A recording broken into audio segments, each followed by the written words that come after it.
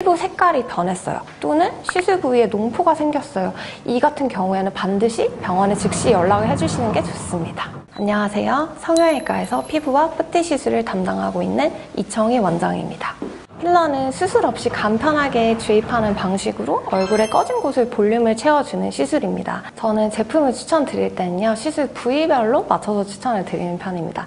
예를 들어서 애교살 시술을 한다고 했을 때는 레스틸렌 비탈이라는 제품을 가장 많이 추천드립니다. 시술 후에 눈밑이 푸르게 변하거나 하는 틴들 현상이 가장 적은 제품이기 때문에 강력 추천드리고요. 눈밑 꺼짐을 자연스럽게 채울 때는 벨로테로 라인의 제품을 추천드리고 있습니다. 그리고 입술 필러를 시술을 할 때는 레스틸렌에서 나온 키스라는 제품을 추천드립니다. 입술에 가장 적절한 볼륨을 줄 수 있는 필러이기 때문에 가장 강력 추천드리고 있습니다. 그리고 국산 제품을 만약에 선택하고 싶다라고 하신다면 리주비엘 라인의 제품들을 추천드리고 싶은데요. 리주비엘 C, V, W 모두 다 각각의 부위에 맞춰서 물성을 선택을 해서 들어갈 수 있습니다. 사실 많은 분들이 정말 많이 질문을 하시는데요.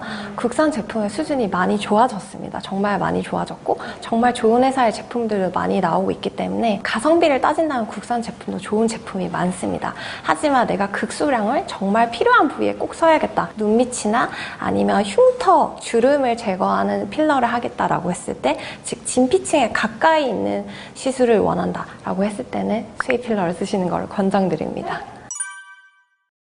제가 얼굴 전체적으로 한번 말씀을 드려볼게요. 이마 같은 경우에 보통 3에서 약 5cc 정도를 생각하시면 되고, 관자놀이는 1에서 2cc 생각하시면 됩니다.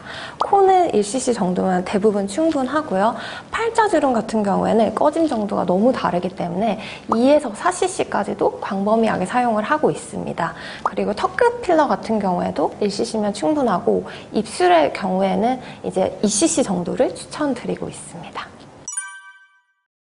눈밑 같은 경우에 단순하게 눈밑 고랑이 많이 꺼진 경우에는 필러를 하셔도 괜찮은데, 눈밑에 지방이 조금 울퉁불퉁하다 이런 경우에는 필러로 완전하게 교정을 하려고 하지 마시고 눈밑 지방 재배치 같은 수술적 치료를 생각해 보시는 게 좋습니다. 또 코 같은 경우에도 콧대가 낮아요는 이제 필러로 간단하게 올려드릴 수 있지만, 코끝이 많이 낮아서 고민이에요 하시는 경우에는 코끝에 필러를 써서 많이 올리는 것은 좀 한계가 있거든요.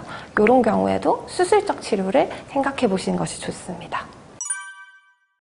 멍이 들지 않았다 하는 경우에는 일상생활을 그냥 자유롭게 하시면 됩니다. 염증 방지를 위한 약만 잘 드셔주시면 되시고요.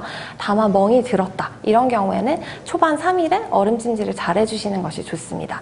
하지만 반드시 한 가지는 꼭 기억하셔야 될 게, 피부 색깔이 변했어요. 또는 시술 부위에 농포가 생겼어요. 이 같은 경우에는 반드시 병원에 즉시 연락을 해주시는 게 좋습니다. 짧으면 5분, 길면 30분. 6개월에서 2년. 시술 후 강하게 누르기 금지. 마취 잘하면 참을만 해요. 그럼 지금까지 시청해주셔서 감사하고요. 좋아요와 구독 부탁드립니다.